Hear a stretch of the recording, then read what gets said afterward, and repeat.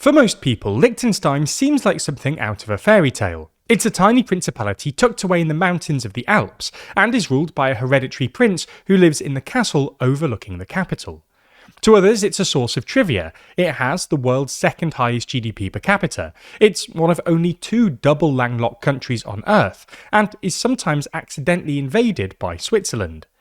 However, Liechtenstein's politics are more dramatic than its size would suggest.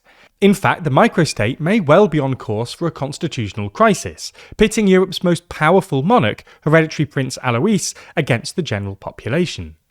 Alois staunchly opposes a grassroots push to decriminalise abortion, and has vowed to block the effort, setting up a battle not just over abortion rights in Liechtenstein, but over its entire political system. So in this video, we're going to explain Liechtenstein's unique political setup, and how the push to decriminalise abortion could trigger a constitutional crisis in the country.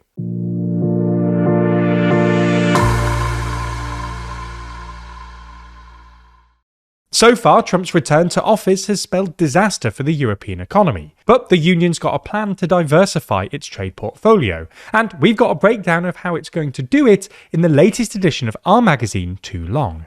That's just one of the articles in our longest issue ever. Subscribe to get your copy by clicking the link in the description. Sandwiched between Switzerland and Austria, Liechtenstein has a population of just over 41,000 people and measures in at just 160 square kilometres, making it the world's 6th smallest country by area. The Principality of Liechtenstein was once a poor agrarian backwater, but evolved into an exceptionally wealthy country in the latter half of the last century, thanks to a combination of its specialised high-end manufacturing industry and its tax haven status. Liechtenstein is a constitutional monarchy. It has an elected parliament, the Landtag, and government, as well as various direct democracy instruments. But in practice, it's better described as a semi-constitutional monarchy. The constitution establishes that the power of the state is dualistic, in that it issues from both the prince and the people. The reigning prince is Europe's most powerful remaining monarch, with extensive powers, including the ability to dismiss the government, nominate judges, and veto legislation and referendum results. The incumbent prince is Hans Adam II, however he followed tradition and transferred princely powers to his son, hereditary Prince Alois, back in 2004. Liechtenstein's recent history has been defined by recurring tension over the prince's powers, with the royal family always seeming to come out on top. A constitutional crisis erupted in 1992 as Prince Hans Adam II threatened to dismiss the government and parliament amid a dispute over the timing of a referendum on joining the European Economic Area. Unresolved tensions over the balance of power prompted a referendum in 2003 on a proposal by the prince to formally expand his powers, including over judicial appointments and government dissolution. Voters ended up backing the prince by a 2-1 margin. It had been a bitter campaign, but the result was not too surprising, given that Hans Adam had warned that if they did not back his proposal, he might abdicate and move out of the country to Austria, bringing his family, and presumably its multi-billion-dollar fortune and enterprises, along with him. Tensions over the prince's powers emerged again in 2011. Campaigners seeking to decriminalise abortion, which is strictly prohibited in most circumstances in Liechtenstein, managed to secure a referendum. But hereditary Prince Alois, a conservative practicing Catholic, vowed to veto the measure if the public approved it. The proposed measure was ultimately rejected by 52 to 48%. It was recognised that Alois's veto threat played a role in influencing the outcome, as supporters of the measure had less incentive to turn out, given it would have been overruled anyway. Therefore, this sparked a new push to rein in the power of the prince, and a new popular initiative to scrap the prince's power to veto referendum results gained enough traction to go to a public vote in 2012. Like his father a decade earlier, Alois threatened to withdraw from public duties if the vote went against him, seen as another threat to leave the country altogether. This helped morph the debate into one about the survival of the monarchy itself. Ultimately, 76% of voters rejected the effort to restrict the prince's veto power, suggesting widespread public buy-in to the idea that the princely family is a load-bearing pillar of Liechtenstein's affluence, stability, and identity. It's an unusual system. On the one hand, the prince's powers make Liechtenstein Europe's least democratic monarchy, bar the Vatican. But on the other hand, the result of these referendums effectively give the House of Liechtenstein greater democratic legitimacy than other European royals. The constitution even gives the public the right to initiate a referendum on abolishing the monarchy, which is about the only thing the prince cannot veto. Nevertheless, you might have picked up a recurring trend.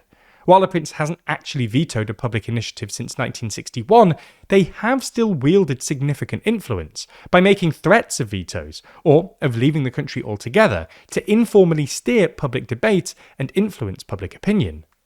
And that brings us to 2026, where this is set to be tested once again. A coalition of groups and one of Liechtenstein's smaller left-wing opposition parties is seeking to liberalise what is one of Europe's most restrictive abortion laws. Their popular initiative would decriminalise abortion in the first 12 weeks of pregnancy, repeal a national ban on public information about abortion, and ensure the procedure is covered by health insurance.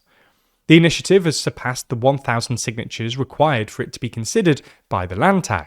If lawmakers reject it, which seems likely given the position of the major parties, it will automatically go to a public referendum, likely later this year. Once again, hereditary Prince Alois has vowed to veto the measure if the public approves it. He's presumably hoping for a repeat of 2011, where his veto threat is enough to sway public opinion against the measure, or sufficiently dampen the turnout of supporters, meaning he wouldn't actually have to use his veto. But there are reasons to believe that this time could be different, and that things could spiral into yet another showdown over the prince's powers. For starters, the popular initiative has received 4,970 signatures, making it the second most signed initiative in the country's history. That's more than 10% of the total population and nearly a quarter of the registered electorate, which suggests a considerable strength of feeling and pool of support. Most notably, a poll published in August suggests that the proposal has 62% support. Organisers have said that they aim to secure a victory big enough that it will make it politically untenable for Alois to veto it. But if the initiative passes and the hereditary prince is as resolute in his opposition as he suggests he is, he will veto it, and likely spark a constitutional crisis. Of course, he would have the constitutional authority to do so, but the prince actually blocking the outcome of a public vote for the first time in more than 60 years on an issue as sensitive as abortion would be a stark reminder of the unelected prince's considerable power. History suggests such a move would build momentum behind fresh efforts to limit his veto power, which one expects Alois would vow to veto or threaten to leave the country over. Whether this strategy remains as effective the third time round remains to be seen.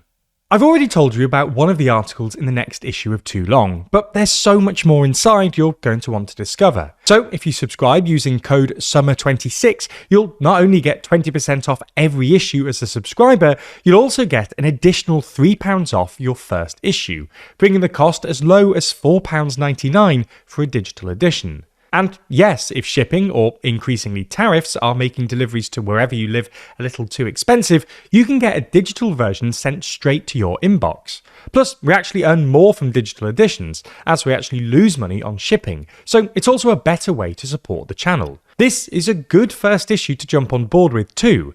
It's our longest ever at 84 pages and it contains stories from all across the world, including Burnham here in Britain, the wars in Ukraine and Iran, China and the US's relationship, a bit from the Vatican, and of course the cover story on the plan to rebuild Europe. It also contains articles from our superb new writers Natasha, Isaac and Ebba. So make sure to use code SUMMER26 at checkout and become a Too Long subscriber today.